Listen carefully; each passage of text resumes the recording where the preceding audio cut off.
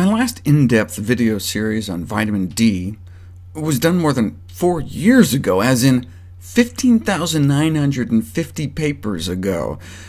I had a lot of catching up to do.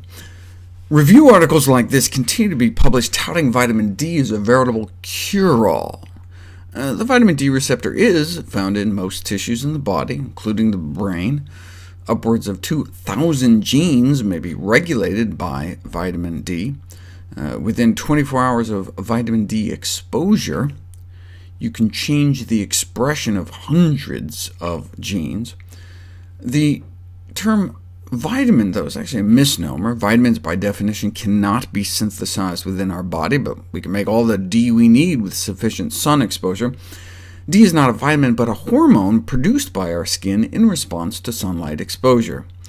And it's not just a hormone of calcium regulation and bone health, but a hormone of fertility and immunity and brain function. But is it a panacea or a false prophet? Remember when vitamin E was the vitamin du jour, touted as curative for many clinical disorders?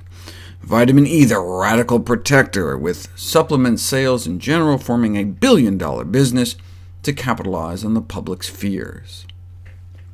After all, those with low levels of vitamin E in their blood had 50% higher cancer risk.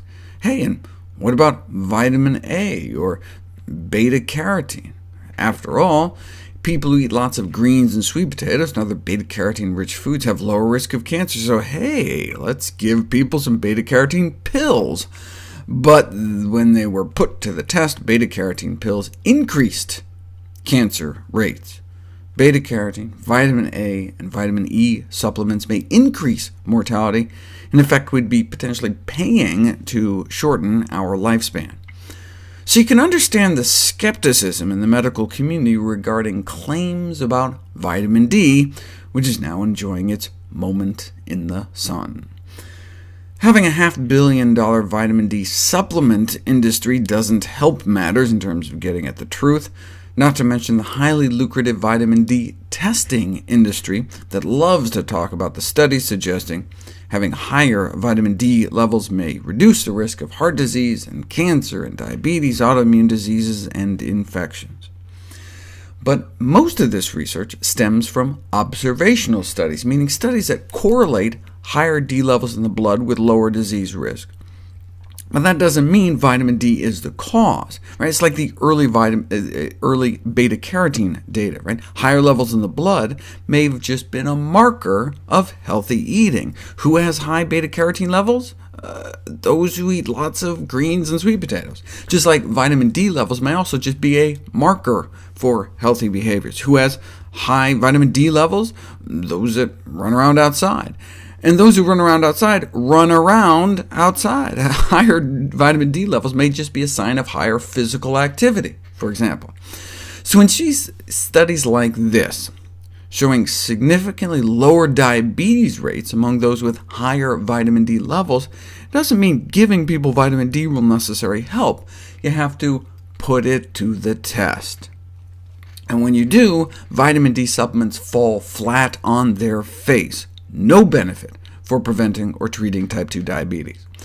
So when supplement companies wave around studies like this, suggesting vitamin D deficiency plays a role in obesity, because most population studies show lower vitamin D levels in the blood of those who are obese, is that just because they're exercising less, or simply because it's a fat-soluble vitamin, so it's just lodged in all that fat?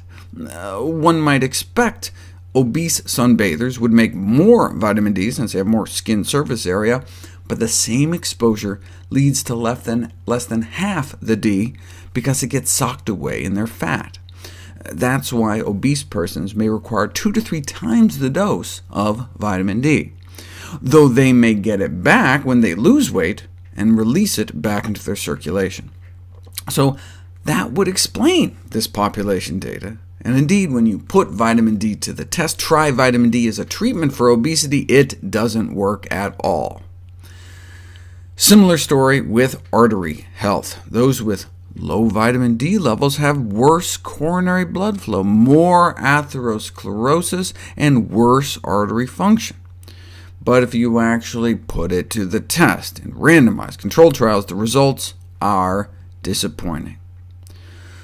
Also ineffective in bringing down blood pressures.